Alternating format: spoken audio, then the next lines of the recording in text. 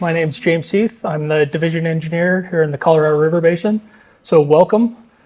Water Division 5 is how we classify it. Erin Light is the division engineer in Water Division 6, which is north of here, which is the White Yampa. And we'll show a slide of all the divisions throughout the state later in our presentation. We will be sharing these topics, so I'll cover the first two, the history and how water is tied into the Colorado Constitution, hit a couple slides on the prior appropriation doctrine and water rights, and then Erin will take over to wrap up that topic, plus then how does water administration work? And then I'll come back up and jump into Division 5 administration, and Erin will close out with Division 6 administration, and then we'll both be available for questions at the end.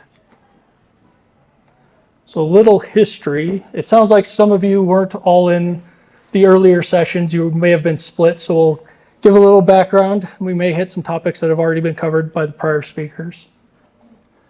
But some of the history began in 1852, excuse me. San Luis Peoples Ditch down in the San Luis Valley appropriated their water and are the longest and oldest continuous water right in the state of Colorado. In 1859, the prior appropriation doctrine, first in time, first in right, was put into place to administer water on competing mining claims during the gold rush at that time. Part of that gold rush happened in Division 5 in 1869, is the oldest water right in Division 5, the Maryland number 1 ditch, appropriating its water on July 1st, 1869. And that's in Summit County for irrigation and mining operations. Then in 1876 is when the Colorado Constitution went into place, and I'll go over a couple of articles within there that includes water. Water is very critical to Colorado, so we wanted to ensure that it was incorporated into the state constitution back then. And then 1879, the Taylor Ditch is the oldest water right in the Yampa River Basin. So back in the 1800s, they used literal horsepower to dig ditches. And a lot of the ditches that you see around today are some of these ditches that were built and constructed over 100 years ago with slips, horses, and by hand. So remember that as you're out and about. Some of those ditches you may be seeing today later are from the late 1800s, early 1900s. In order for the prior appropriation system to work, somebody has to have a list of all the water rights. And that list is generated, or was generated, by the district courts from 1876 through 1968 for general adjudications. In 1969 is when the legislature created the water courts, which is where all of the diligence filings, change of water rights, new appropriations, augmentation plans, that's where those go today. So we've got one place where all water issues can be heard. And then 1879, the legislature created the water commissioner position. Somebody had to administer those water rights that then got put into that priority list, especially on streams where there were competing claims and upstream users that were juniors started taking water that downstream seniors were entitled to. So the water commissioner was created back then. In my basin, we have 15 water commissioners that are out and about in the field every single day during the irrigation season, ensuring that water is administered in the prior appropriations doctrine. And we'll get to that here in a little bit, but it's first in time, first in right. And same as it was back in 1879, they did it by horse and buggy back then. Today they're doing it in pickup trucks, ATVs, and when they're out in the wilderness areas, they're still on horseback to get up and administer some of those water rights. So I've mentioned the Colorado Constitution a couple times. Article 16, Section 5 identified that the water of every stream is hereby declared to be the property of the public, subject to appropriation. So water is owned by the state. It's a public resource, but people can utilize that water through an appropriation.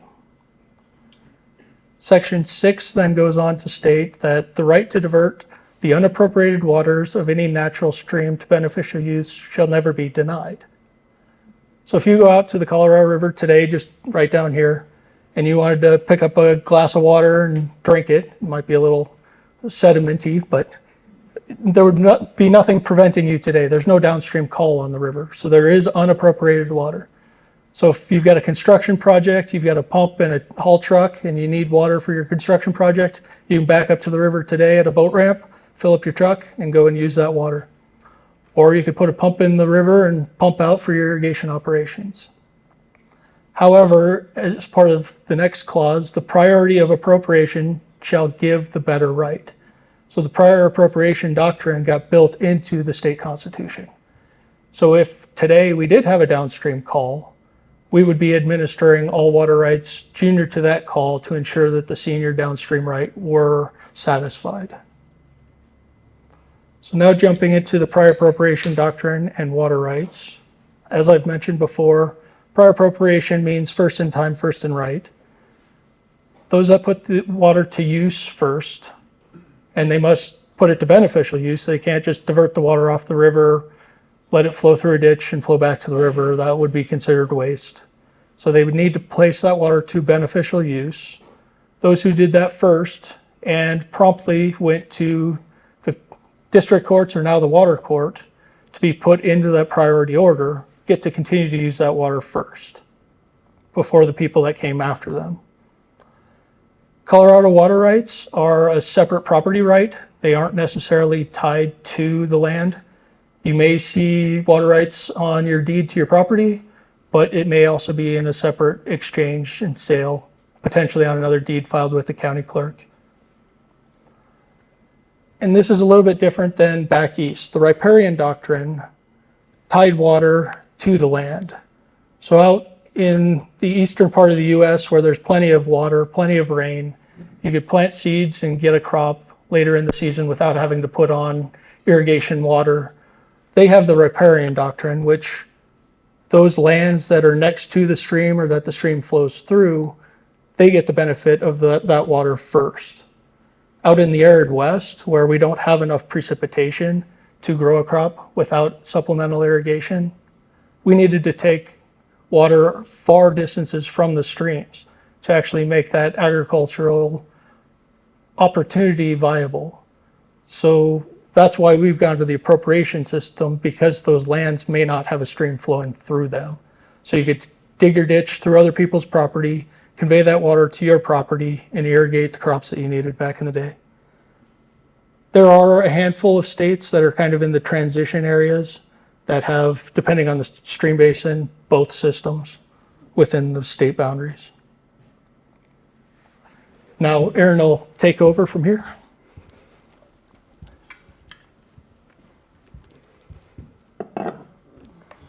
Thank you, James. So James had mentioned here in Division 5, he has 15 water commissioners. I thought I would just add that in Division 6, we have 9 water commissioners. The other thing I thought I would add to what he mentioned is different ways that we get to, our water commissioners get to our structures. Certainly we don't do this in the wilderness areas, but we have added a new means of transportation in Division 6, and last year we purchased 2 e-bikes. So some of our water commissioners are using e-bikes. So that's been a really fun experience to see how well they will endure the work that we have to do and where those e-bikes have to go. So I'm going to dive in here. Some of this is going to be a repeat from this morning with Susan and Tom, and so hopefully, you'll either hear something a little different now, or you didn't get the opportunity to listen in this morning. So I'm just going to touch base really quickly on these because it was covered earlier. Let's look at the definition of a water right. So, literally these next, just bear with me. I know you guys have just had lunch. You're probably starting to get tired, but I have a few slides that are literally a copy and paste of the statute. So that's what we have here. 3792-103 is a wonderful statute. It defines a lot of terms, and each of these next 4 terms are defined in 3792-103. So the statutes define a water right. A water right is a right to use in accordance with its priority a certain portion of waters of the state by reason of appropriation. I've highlighted or underlined priority and appropriation just because I'm going to further define those in the next slides, which again are defined in 3792-103. One thing I want to remind people about is When someone comes to court and gets a water right, they have just that, a right to use something that belongs to somebody else, right? The waters of the state, as James indicated in that he talked a little bit about the Constitution, the waters of the state belong to the public, dedicated to right of use by the people of the state. And so it's so common to either get a phone call or be out a ditch bank and a water user says, hey, that person's stealing my water. That's my water going down my ditch. And in all I understand why they say that, and I get it. It's an easy thing to kind of to think or say, but a reminder that our water users do not own the water. The water still belongs to the public, and what they own is a right to use the water. It's a usufructuary right. A right that allows a person to use something that belongs to somebody else. So the next definition directly from the statutes is appropriation. Appropriation means the application of a specified portion of the waters of the state to a beneficial use. Again, I underlined beneficial use because I'm going to define beneficial use. Beneficial use means the use of that amount of water that is reasonable and appropriate under reasonably efficient practices to accomplish without waste the purpose for which appropriation is lawfully made. And there are some other statutes that talk about waste and how you are to only divert that amount of water that you can beneficially use. And if you ever hear me speak at other meetings or speak with other people, when I use the term you have to beneficially use your water, it implies you have to beneficially use it without waste. And then lastly, I won't just repeat this statute, more or less that your priority is the seniority of your water right. This is going to be very probably repetitive, what Susan talked about this morning. We talk about the initiation of the appropriation of a water right. If you come to court, you filled out an application, it's going to ask, how have you appropriated your water? And initiation of appropriation, that's your appropriation date, when you actually took some type of overt act to put water to beneficial use. That could have been the actual act of diverting water, or it could have been some other overt act where you've put people on notice that you do intend to divert water. But how do you effectuate that appropriation? So, in a sense, like James said, I'm going to use the Yampa River as an example. I can go to the Yampa River today, put a pump in, and start irrigating. I wouldn't irrigate today because we have snow on our ground after yesterday's lovely weather event. But anyway, I could do that. Well, I wouldn't do that because that wouldn't be a waste of water. But you get what I'm saying. It's a hot day, summer day. I want to put a pump in the Yampa River. The Yampa River is not on call. I can do that and put water to beneficial use. So in a sense, I have established that appropriation. I've established a water right, but it doesn't obtain a priority till I actually come to court and get it decreed. And for any of those who don't know what a call means, I am going to cover a call here in just a little bit. And we use also the term free river. James and I have both talked about going and pumping water out of the Colorado or the Yampa, and we can do that in a free river situation. So the other thing James talked about or touched base on is different kinds of water rights, general adjudications, some original water rights, supplemental water rights.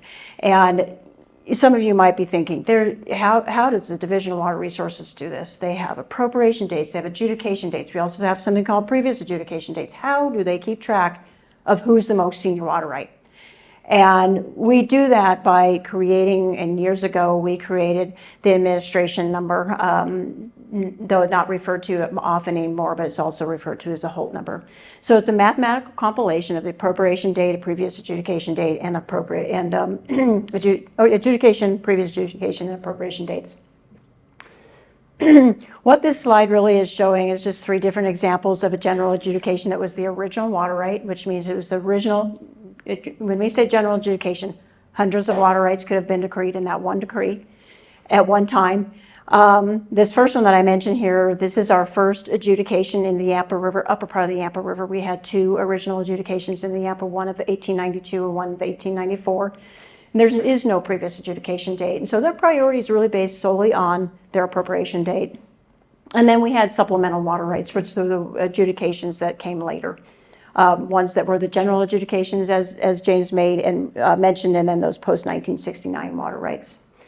When it comes to priority, the lower the number, the more senior the water right. And as you could, I have these in priority right now. The 56232 is the most junior, 11616 is the most senior in this list. And to give you an example of a priority list, I know this is very small, but I'm going to let you say it to let you know something.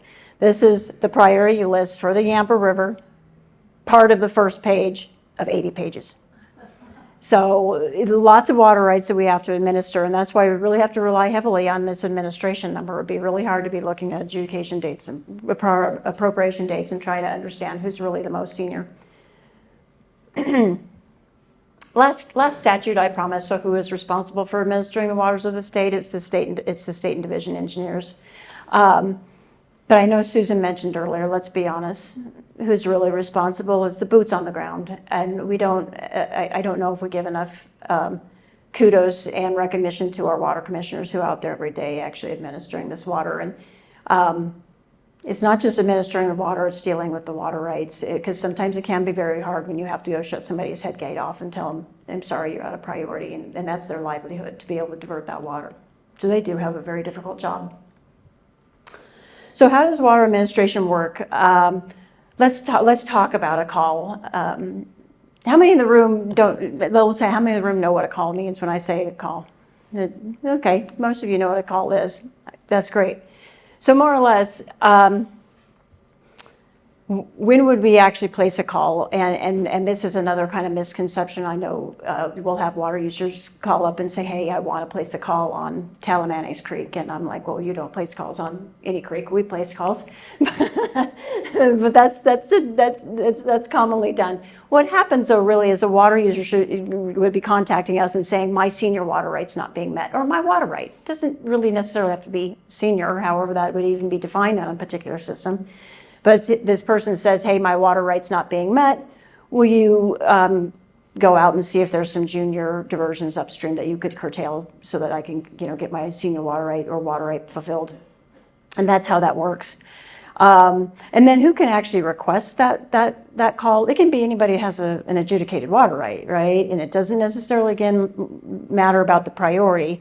What matters is there junior water right holders upstream to actually curtail. So what are we looking for? What is a water commissioner? Someone calls our office or calls the water commissioner and says, hey, will you place a call? I want to get my water right fulfilled. What is that water commissioner going to be looking for? That water commissioner is going to make sure that that person has an operable measuring device, that they actually do what's going down their ditch is less than their decree that they're calling for. They're going to make sure that there's a watertight dam. And this is one that surprises a lot of people. When I say watertight dam, they need to be taking all the natural flow. So if we go out to a small creek and there's no reservoir water in the system, it is just the stream flow running. In order to honor that call, that water user has to put in a watertight dam. No water can be going past that structure. I mean, all dams leak a little bit, and it's really to the discretion of the water commissioner. But that water commissioner is not going to want to let that water go by unused. So a watertight dam, like I said, there must be juniors upstream to curtail. And then, of course, the water right has to be applied to beneficial use without waste. So when I say beneficial use, decreed place of use without waste. And I want to go back to this watertight dam perspective of a call. You can imagine a scenario where I just talked about water commissioners having to shut head gates for people. They shut the head gate, sorry, you're out of priority. And again, that's their livelihood. That's how they grow grass. That's how they feed cows, is by the water that goes down their ditch. And so you can imagine a scenario where we have shut down a junior water right holder, and he goes down to the calling location and he sees his water going right past the diversion structure.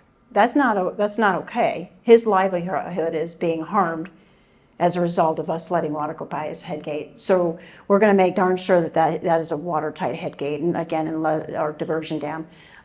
Again, of course, unless, of course, there's reservoir water in the system that has to go past that diversion dam. And then who can actually run during a call? I'll just give the example of the Yampa River here, where when we've had our first call in the Yampa River, the water right that was not being met was actually on the first page of that 180. It just wasn't in it was a little further down on that list that I showed. But he was, this water right's on the first page. But there is still, 20, 30 water rights senior to him. So no matter what, that ditch, the Lily Park ditch, no matter what, those senior ditches can continue to run, provided they have a head gate so we can control the water going down their ditch, so that we can limit them just to their water right that's in priority, and then they have to have an operable measuring device. Then after that, what our water commissioner is going to do, they're going to definitely shut off anybody that doesn't have an adjudicated water right. They're going to shut off anybody that's diverting more than their water right. They're going to shut off anybody that does not have a measuring device. I will say everybody has to have an operable head gate, but kind of hard to shut off that ditch if they don't have an operable head gate. That becomes very problematic in a situation of administration. And then from there, once we've shut off no water rights, people without an operable measuring device or any measuring device, which is common in Division 6, then we start just slowly turning off juniors until our senior is fulfilled. And the most junior water right that we allow to continue to divert is actually called the calling priority. So we have a calling location where the water right is where we're trying to meet that water right. Lily Park in this particular case that I mentioned, the Lily Park ditch. And then we have the calling priority. So here's that map I alluded to earlier with all of our water divisions. There's 7 of them. The South Platte River Basin is Division 1. Then the Arkansas, the Rio Grande Basin, the Gunnison, the Colorado, the Yampa, and finally the San Juan Dolores down in the southwest corner. So in each of these areas, there's a division office as well as a water court. We work hand in hand. We're based out of the same city by statute. So in Division 5, to give you some highlights, I'll talk about the large transmountain diversions, large reservoirs, and some of our large calling water rights, and then get into the details a little bit on what my water commissioners do day in and day out. So the River District put this nice hand-drawn map together showing all of the transmountain diversions at the top of the basin, all of our large reservoirs, which most of them are at the top of the basin as well. And then we've got the Shoshone Power Plant, which is one of our main calling locations, as well as the Grand Valley Irrigation Operations, which is termed our cameo call. So we've got 2 large main stem water rights that I'll dive into third. So in the Colorado River Basin, there are 17 transmountain diversions. The last 30-year average, 361,000 acre feet per year, was delivered from the Colorado River Basin headwaters into the South Platte River Basin, and 137,000 acre feet per year went to the Arkansas River Basin. So about 500,000 acre feet per year, which is roughly the amount of flow in the Rio Grande at Del Norte every year, is going from the headwaters of the Colorado River to the Front Range, from the west slope where we've got the water to the east slope where the population demand centers are. So just to hit some of the largest ones, the Grand River Ditch takes 16,500 acre feet out of Rocky Mountain National Park, delivering it into the South Platte River Basin. Homestake Tunnel takes water from the upper parts of the Eagle River Basin, 22,000 acre feet per year, delivering it into the Arkansas. Twin Lakes in the headwaters of the Roaring Fork River Basin, 37,300 acre feet gets delivered into the Arkansas River. Moffett Tunnel, one of Denver's collection systems, takes water from the Williams Fork River as well as the headwaters of the Fraser River. 43,000 acre feet per year gets delivered to the South Platte. Boosted Tunnel, which is part of the Frying Pan, Arkansas project, collects water from the headwaters of the Roaring Fork as well as the Frying Pan and delivers about 50,000 acre feet into the Arkansas River Basin. And that's through the Boosted Tunnel. Roberts Tunnel, which is another Denver diversion project, 53,700 acre feet per year from the upper part of the Blue River into the South Platte River Basin. And then the largest transmountain diversion project in the state is the Colorado Big Thompson project.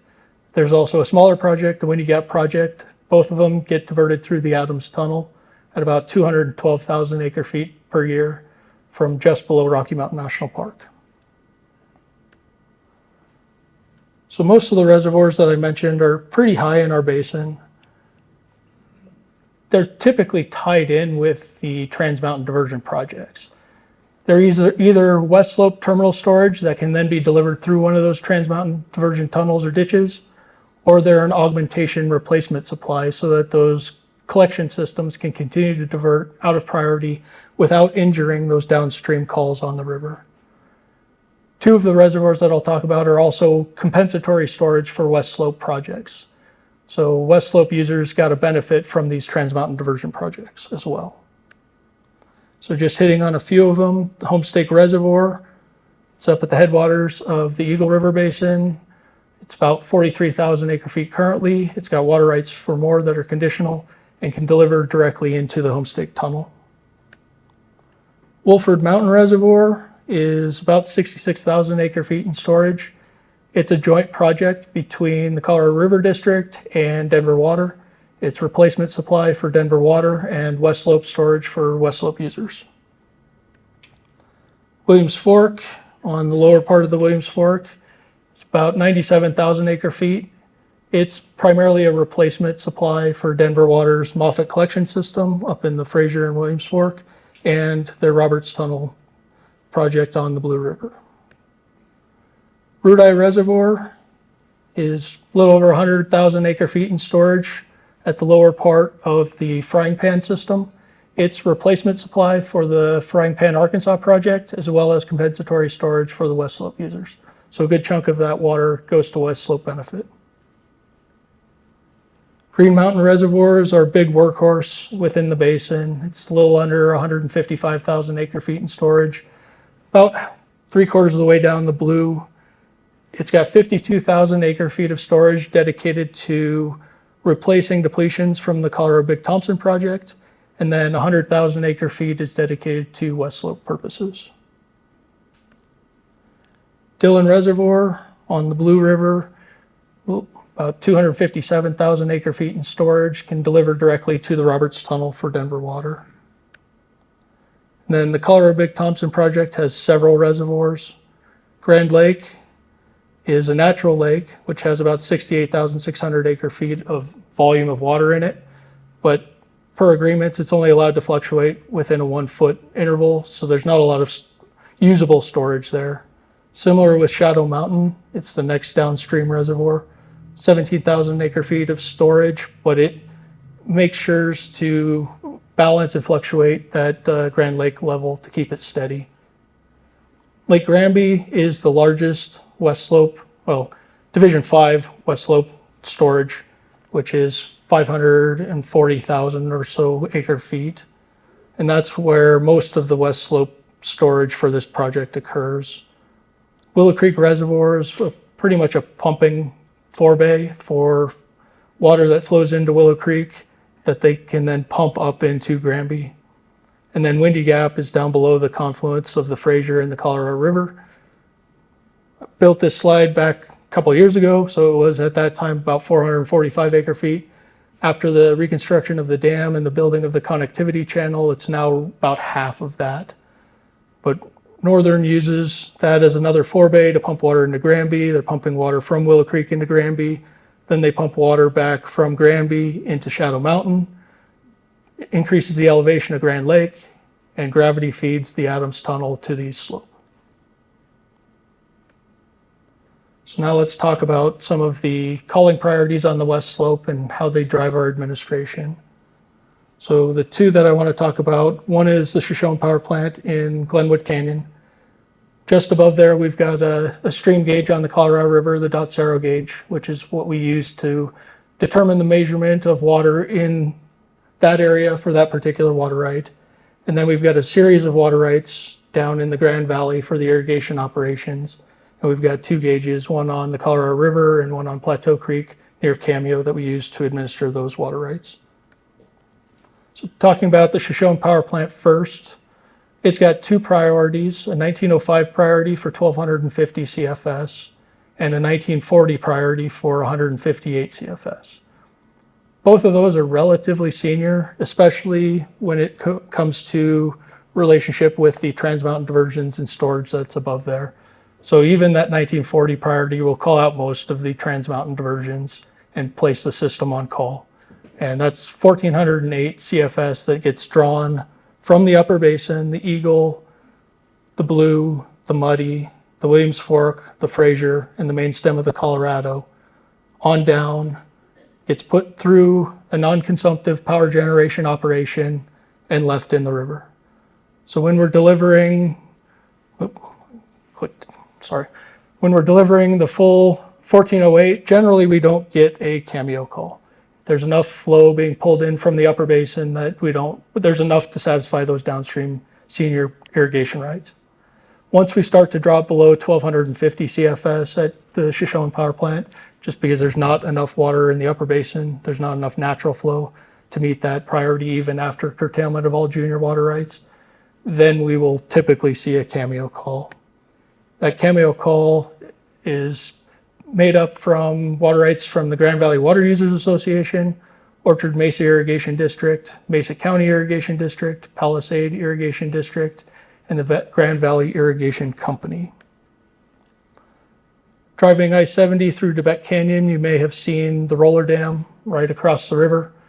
Most of the water gets diverted here. I believe they're diverting roughly about 1,560 CFS today. So it's a vast majority of that water. The other diversion dam is for the Grand Valley Canal, which is downstream of there. They're diverting, I think, 520 CFS today through that canal. So quite a bit of water. As part of the operations of the roller dam, water gets delivered to the other side of the river to the Orchard Mesa Irrigation District, where they generate hydropower with part of that water, and then they use water out of their hydraulic pumping plant. So 1 unit of water comes down, 2/3 goes back to the river, and 1/3 gets pumped up onto the top of Orchard Mesa. And that goes to irrigate the Palisade peaches and the Palisade wines that you've probably imbibed in and had enjoyment of over the past numerous years while you've been here in Colorado. But the water rights that are associated with those total a little over 2,350 CFS. The infrastructure can't carry all of that. The infrastructure can carry 2,260 CFS. So historically, that was our cameo demand back before the 90s, trying to satisfy all of these water rights.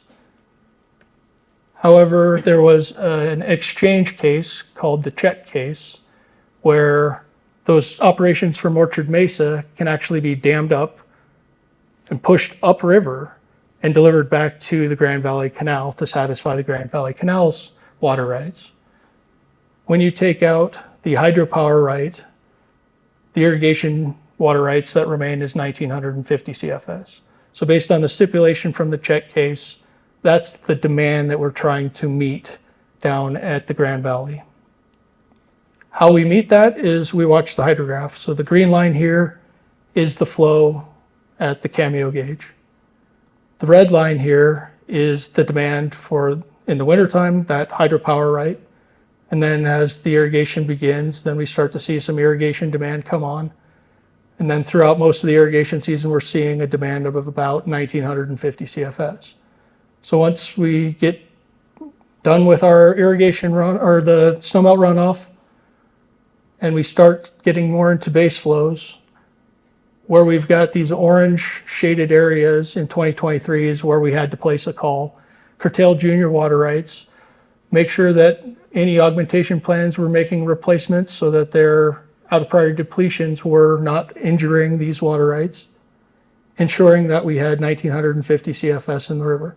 Then you get a rainstorm, come back off call for a few days, then it dries back out. And then similarly, we get some more rains at the beginning of October that increase flows enough to where we could come off call for the remainder of the season. And typically, end of September, they'll drop their demand target a little bit down to 1,900, 1,850. And then the end of the irrigation season, they'll back it off for the last couple weeks because a lot of crops have been harvested and there's not a whole lot of demand left when daylight's waning and cool temperatures are occurring. So the green bars on this graph represent the cameo call, which we just talked about. I didn't go into the more detailed Shoshone call because there's a lot more to talk about and we don't have enough time. But the Shoshone call is on a vast majority of the year. There's only typically May and June during peak runoff when the 1408 is not satisfied. And then for all that administration, all the Trans Mountain diversions, the reservoir operations, those 2 calls, it's really one person in our office's job to deal with the administration of those water rights. So what do the other 15 water commissioners do? Well, these are the calls that were on the different stream systems throughout our basin in 2023. This is the Cameo call location. This is the Shoshone call location. I didn't check to see what the highest number on here was, but I can see 124. So we had at least 124 different calls last year within our river system. So our water commissioners are out on our smaller tributaries, ensuring that our senior water rights, most of them are actually senior to the Cameo and the Shoshone calls, are being satisfied when snowmelt runoff comes off. So there's a lot of work, a lot of boots on the ground throughout the different smaller drainages within Division 5 to ensure that the senior water rights get their water before the junior water rights, and any free river diversions are curtailed once there's no longer unappropriated water. Erin, you're up.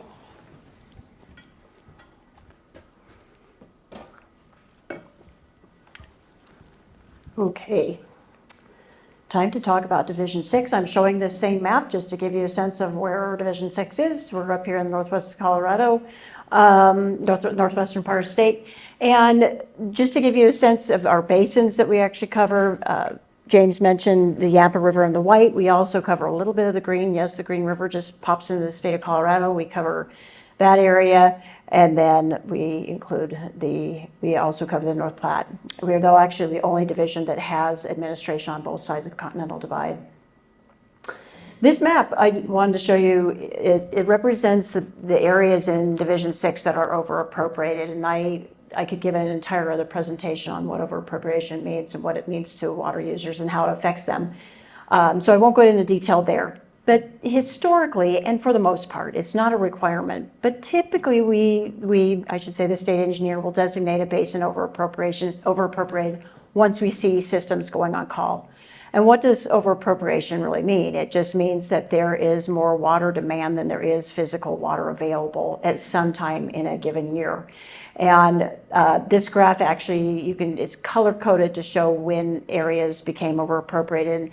Some of the older dates, we really don't know exactly when it was designated over appropriated, but rather what we have is a letter from the division engineer to the state engineer saying, hey, this is the list of areas now considered over appropriated.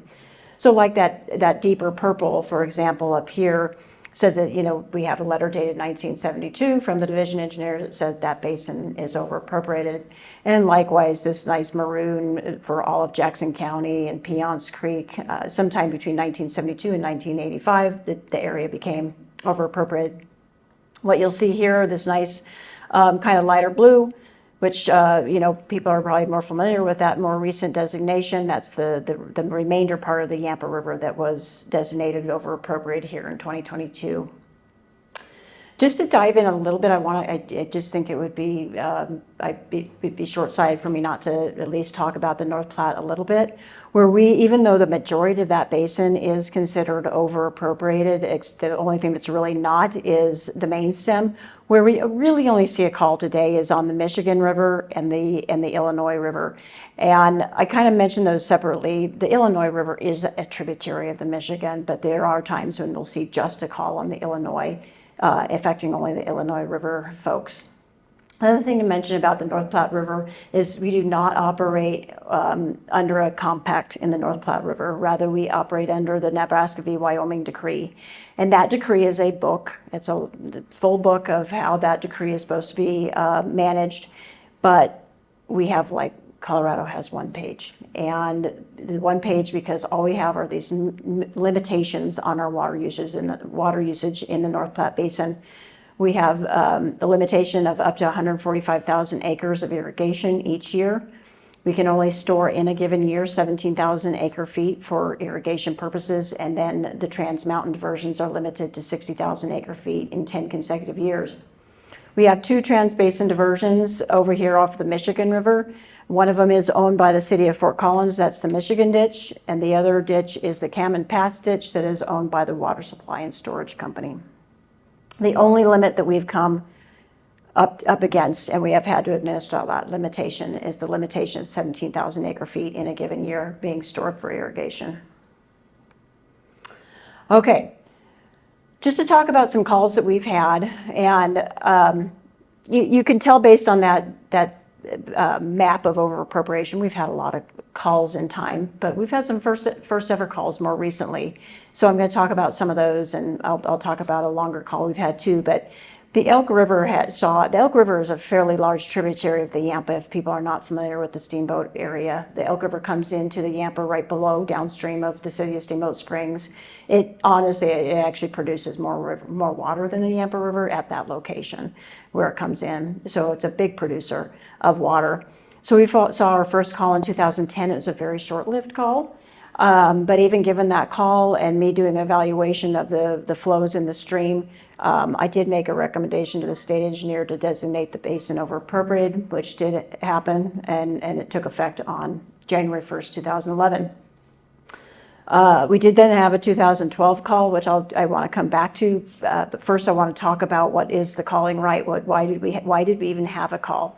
So the calling right, be careful, well, is this the calling priority? It is the in-stream flow water right. And when I say it's calling priority, it's the calling structure as well, as we had to curtail everything junior to it. Everything had to go off to try to satisfy this water right, which is a challenge, that the system just can't produce 65 CFS in a lot of years anymore. It's a 1977 in-stream flow water rate for 65 CFS. This particular reach for the in-stream flow is from essentially the town of Clark. If anybody's been driven up to Steamboat Lake before, you just go past the town of Clark, and that's where the Elk River goes underneath County Road 129. And so it's from that location down to the confluence with the Yampa. The one thing I was going to mention about the curtailment of livestock in 2012 that caused a ruckus is we had the call had lasted quite a while, and we were now into October, and we had some very, very cold nights and very cold periods, and I decided this is ridiculous. We have lots of ditches still running for what I felt was irrigation. I said, irrigation season's over. We're going to administer you that this is not a beneficial use anymore to be putting water on the land. So we went out there and we started shutting off ditches to find out that wait, we're not irrigating, we're using the water for livestock, and their water rights were not decreed for livestock. So we shut them off anyway. Or another one, they had very large water rights. Maybe they had 11, I shouldn't say very large for that area, 11 CFS, which you do not need for livestock water in October. And we did reduce those diversions down to an amount that we felt was reasonable and appropriate to accomplish that use, that livestock use. Since that time, we have had some statutory change, and really it's just a mechanism for people to come into our office and get their livestock watering use recognized as being senior to the in-stream flow use. Not a senior water right, just senior to the in-stream flow use, which then we would allow them to continue to divert in a similar scenario in the future. I'm just going to touch real quick on the Bear River. The Bear River was one of the shades on that map that has been on call for a very long time, or under administration for a very long time. And it's an irrigation call, so it happens just during the summer. For those who don't know where the Bear River is, it's the headwaters of the Yampa. The Bear River meets with Phillips Creek in the town of Yampa, and from there, after those two streams meet, it becomes the Yampa River. So the Bear River, not a huge, large system, 19 ditches, 3 reservoir, and it literally takes a full-time water commissioner to do that, to administer that system. And that water commissioner isn't dedicated just to the Bear River. She has the entire upper part of the Yampa, and so very difficult to do her job because it covers more than just the Bear River. So we've embarked on a new project of, we've got some grant money to install telemetry projects or telemetry sites on all of those 19 structures. 19 ditches, and you can see that picture there. There's actually a radar. That's how that radar is looking down on the flume and determining the depth of water in that, going through that flume, which then we can determine the discharge through the flume. Then it's going up through the data collection platform, through the satellite monitoring, and then we can view ditch diversions through our website. All those 19 telemetry sites are going to be installed this summer, so we're really excited about that.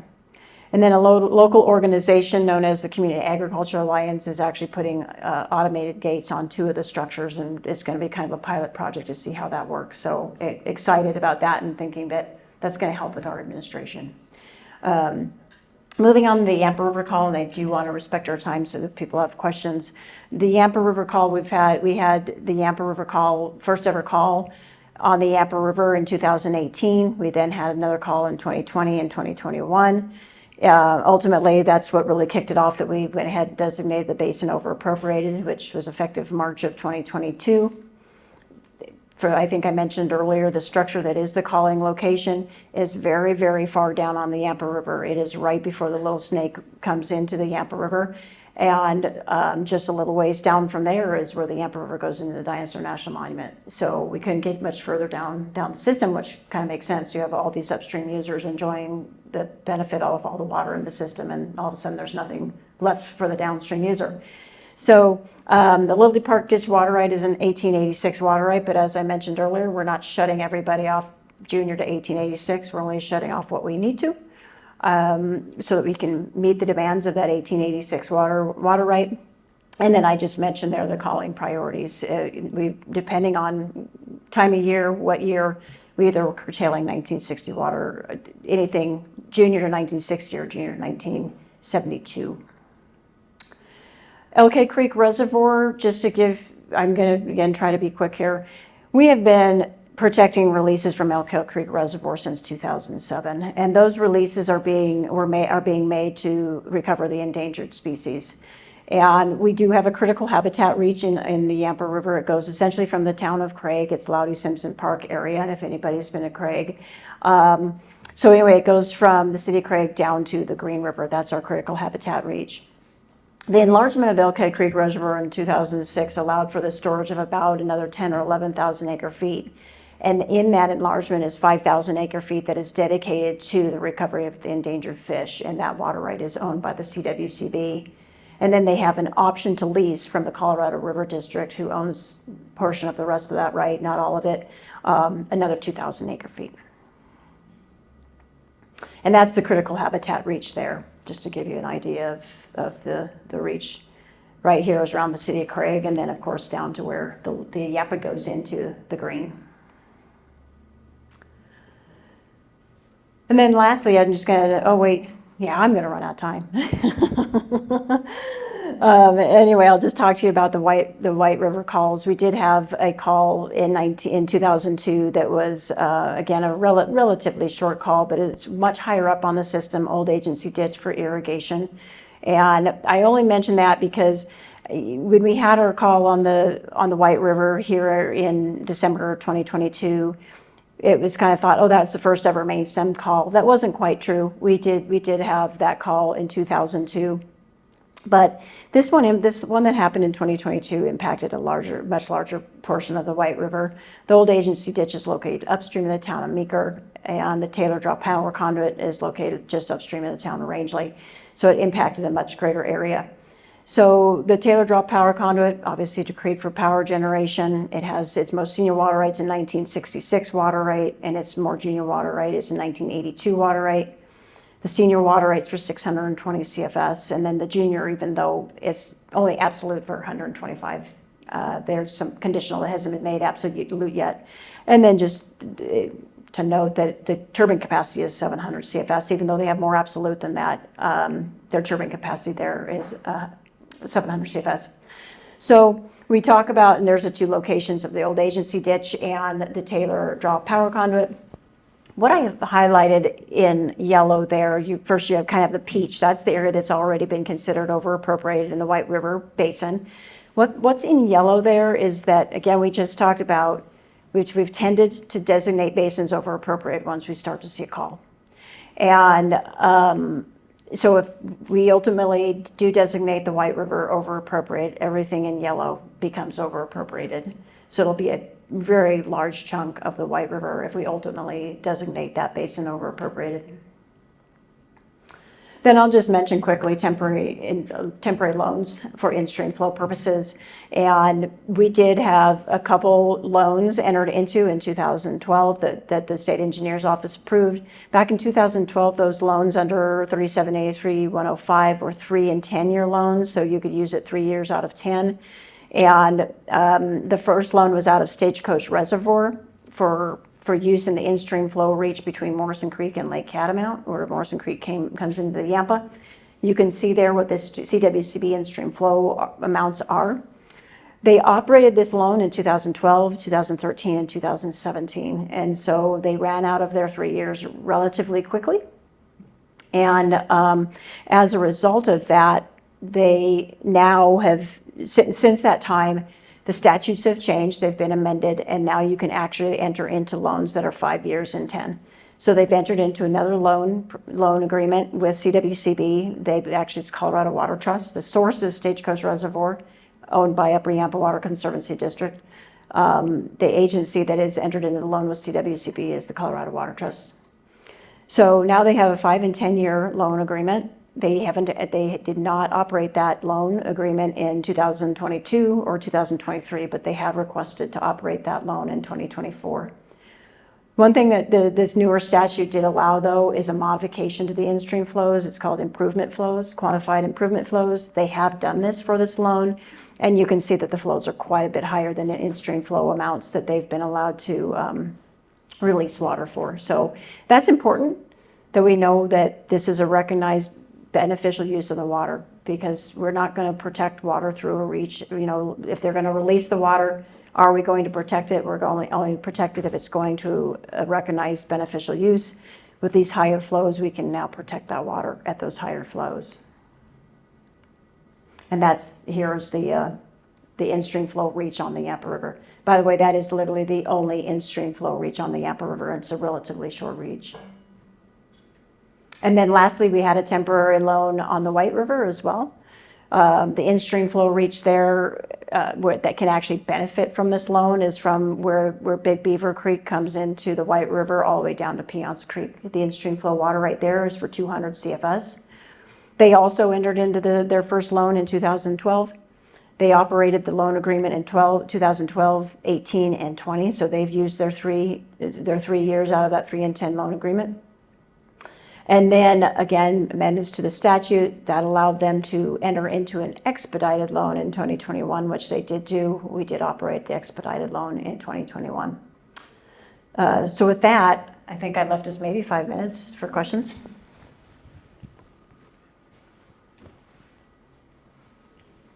Erin, Yeah. when they're doing a water loan, you can pick any of those that work here. How much notice do they give you? You said that 2024, they've already given you notice that they anticipate making that call in August. They're telling you now? Yeah, and there isn't a requirement on notice. It was just kind of giving me the heads up that they wanted to operate the loan in 2024, but there is no required statutory, that says we have to know by April 1, or it doesn't even say in their loan agreement that we've reapproved. I shouldn't say their loan approval. There's no requirement. So it'd be like a normal call. Treat it as a normal. Since we're not curtailing any juniors, it's not necessarily like a normal call. It's just calling us and saying the flows have dropped below whatever rate they're trying to meet. We're going to make a release. And we do ask for 48 hours notice at that time so that the water commissioner can go out and make sure that the head gates are down in the water. Because a lot of time under free river scenarios and flows are dropping, people will just open their head gate wide open. And if we release water into the system, some of that water is going down the head gate. What are the ramifications to declaring part or all of the river over appropriated? I mean, what changes from the status quo? Yeah, and that's a great question, and that's where I've had full presentations on this, and I can answer that very, very briefly. It affects well permitting, and that's it. People can come, there's still water available for appropriation in these stream systems because we see calls in the summer months. This isn't like the Arkansas River that's on call 365 days a year, 365 days out of the year after year. We still have water available for appropriation, so it just limits what we can issue for well permitting. And more or less, if you're going to need a non-exempt well permit, you now have to augment that. All the way up until this point, at basin becoming over appropriate, we'd issue non-exempt well permits with no augmentation requirement. How does your administration change if you're trying to administer a seasonal stream, where seasonal flow is dependent on the filling the aquifer from snow melt, but doesn't last through the entirety of what would be considered a normal irrigation season. Well, I can talk about that. That's what I was talking about, what my 15 water commissioners actually do. They get a small 2-3 week window where they may come off call, but most of the other times of the year, they're on call the full time. So it's no different. We're trying to administer and get as many water rights served as we can, maximize the beneficial use within Colorado. And we're trying to use as much as we can. Most of the time, we're drying up those small tributaries before they actually get back to the Colorado River. What's the consequence when the water commissioner is out there and finds someone diverting more than they should? So the consequence is they'll go and curtail them. And then they'll notify them that the head gate's been curtailed. Usually we'll put a tag on the head gate notifying them with the appropriate statutes telling them why they've curtailed. If they continue to over divert, then we go further steps. We try and get actual communication one-on-one with that water user. Then we'll send a letter, and eventually we can go to an order. And if they violate that order, we'll take them to court. And if they continue to violate that order, they could be up to $500 a day assessed as a fine for that violation. So, and then if they, in the case of a Division III issue where they were in contempt of court 8 times, the court can impose contempt of court fines as well. So we try and nip it in the bud. Most water users realize when the stream comes on call that they're over diverting, they're going to get cut back. And when the stream flow drops too far, they're going to be curtailed. And they just realize that because that's happened year after year after year. For Trans Mountain water right, 2 things. Is it a type of water right, and is there any special seniority, or is it just the fact that it just goes Trans Mountain? It's the name comes from because it's going out of one basin into another. It's going, and it's not returning back to that same basin. So it's going from the Colorado River into the South Platte. There's no return flows coming back. So there's benefits when it's imported into a basin. They can reuse that water. Statutes allow them to reuse that water once it's in the imported basin. They operate under the same priorities as everybody else. So they go through the same process. They make an appropriation, they get it adjudicated, and then they're curtailed when they're out of priority. And then as part of that adjudication, they have to identify uses as well. And most of them are fairly general municipal uses, though. Do you have anything on yours? Nope, that's perfect. Yes, sir. I have a new project, I think it's in Division 5, and my property owner was telling me he has pre-compact water. And I think the insinuation is it's very senior. Is that in fact the case, or how is everything appropriate? So the Colorado River Compact was initiated in 1922, effectuated in 1929. So we look at all water rights prior to 1929. I don't know the exact date. Do you have that off the top of your head? June 25th. Okay, there you go. We both deal with that, and it comes up as part of the abandonment process. But from an in-basin perspective, it really doesn't mean anything. We're curtailing water rights down to the early 1900s. The Shoshone Power Plant with the 1905 priority is going to call out some pre-compact water rights potentially. And yeah, I'll just expand. James mentioned abandonment. And I will say that in 2010 and 2020, it was agreed by the state engineer that the state engineer decided to remove all pre-compact water rights from the abandonment list. And that gives that water right a benefit. How does that work if there ever was a compact call or pre-compact water rights essentially immune to a compact call? How does that work? We don't know yet, but that's the theory, that potentially water rights that are senior to 1929 may not have to make deliveries, but the Upper Colorado Compact Commission and the state engineer would need to promulgate rules on how to administer it, what it means, how to deliver the water that the state of Colorado owes. It's not individual users, so how that operates, we don't yet know. I don't know if you want to expand on that. It's nebulous right now because we're not in a place where we see that upper basin obligation to the downstream basin. Yes, sir. Erin, you talked about loans zones for in-stream flows through that relatively short section. Yeah. Those are targeting threatened and endangered species. The 4, do you know what life stages? Well, actually, that one for the loans, this reach I think you're referring to is not. That is just an in-stream flow water right. And there's probably no endangered species up that high in the Yampa. The only reach where we're trying to protect water for endangered species is a much longer reach. This is well over 100 miles. From Elkhead Creek Reservoir all the way down to the Green is well over 100 miles. And I do not know the spawning phase of these. I will say in 2000, so we've protected releases from Elkhead Creek Reservoir since the reservoir was enlarged and filled, so 2007 all the way through 2023. Every year a release was made, but not per se because the flows dropped below the target flows. The target flows are measured at the Maybell gauging station. But there were 2 years where, there was plenty of water in the Yampa. We didn't feel like it was a beneficial use because the flow in the Yampa was above the target flow. But they did make releases for studies, and some of it was to try to, disadvantage like the smallmouth bass by making certain timed releases.